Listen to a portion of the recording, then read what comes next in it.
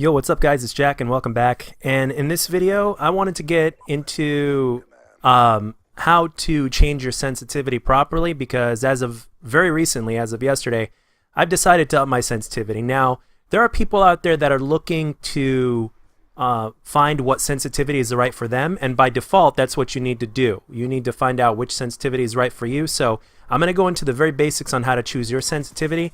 Now, there's also more advanced players out there where they're perfectly fine with their sensitivity, but they want to turn up their sensitivity. That's a perfect example of what I'm doing right now. And I'm going to give you a few tips here and there.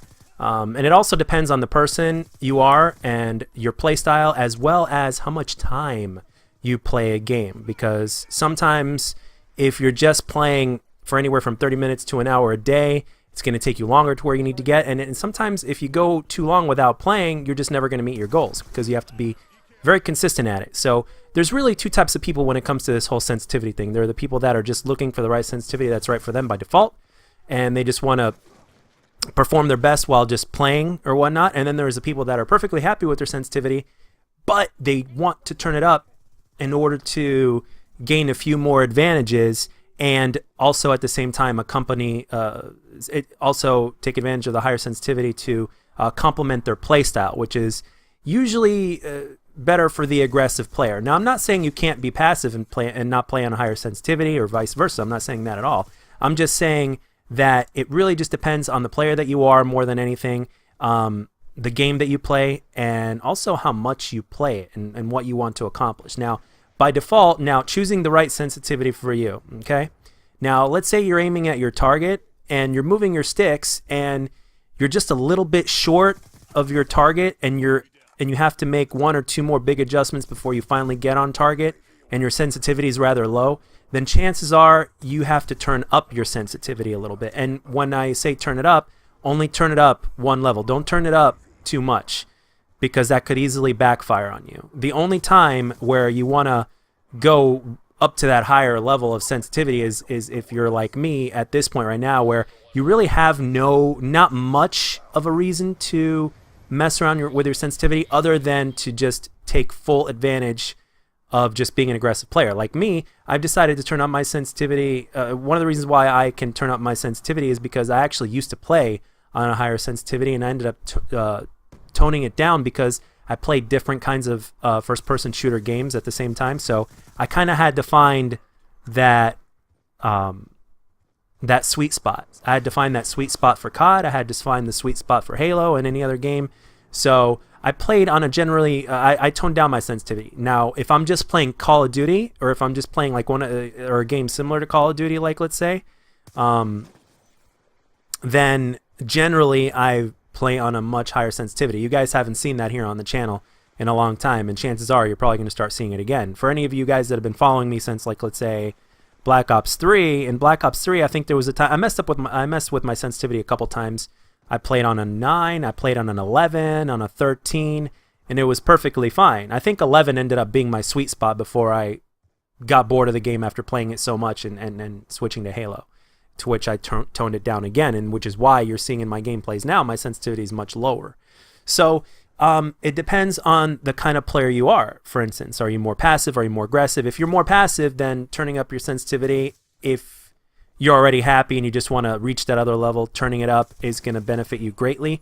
Now, I'm going to give you the reasons why having a higher sensitivity gives you an advantage, and I'm also going to give you a few warnings. I want to warn you that when you do this, if you're one of those people that just wants to turn up the sensitivity because they want to take more of an advantage of their play style, and they're already an advanced player and already know what their perfect sensitivity is, and they just want to turn it up for that reason, I will give you a few warnings. Number one, your KD ratio, your score per minute, your accuracy. You will lose gunfights. All of these things, all the stats are going to go down. And one other thing I want to tell you is do not do this unless you plan on sticking with it consistently, and if you play consistently for at least, I'd say, an hour or more a day.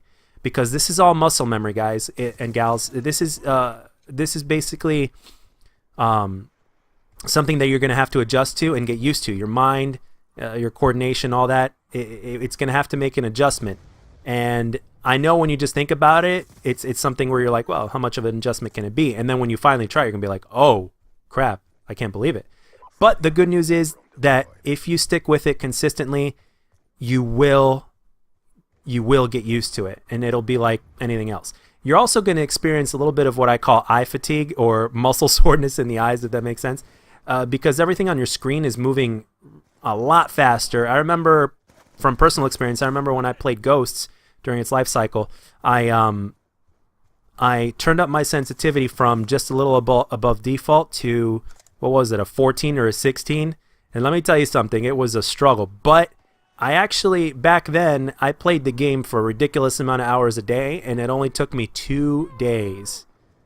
2 days to adjust. I mean, I remember during those 2 days, I played the hell out of the game. I think I played, for those 2 days, I think I played 8 hours a day for those 2 days. So 16 hours worth of game time, and I adjusted. And then for the Ghost life cycle, that was my sensitivity, and it helped me out a lot, especially with the way I play. And depending on how long it takes, depends solely on you. If you play a lot and if you stick with it, it'll happen faster. If you don't play as much and if you're inconsistent, it may either slow down or not happen at all for you. So remember, you have to make the decision to stay dedicated to do this if you plan on succeeding, because your body, your mind, your coordination, all that is going to have to adjust.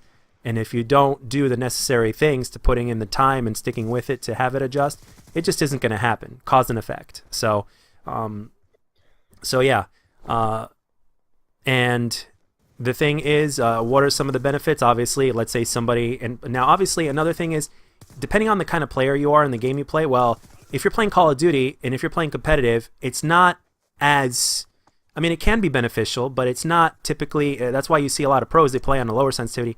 It's not as beneficial to play on a higher sensitivity because generally, when you're doing call-outs and you know that your target's going to be in front of you 90% of the time, if not more, because you're doing all the call-outs and communication and all that good stuff,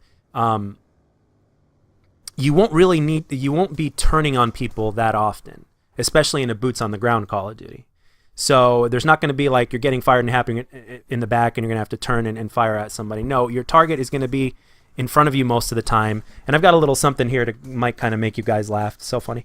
But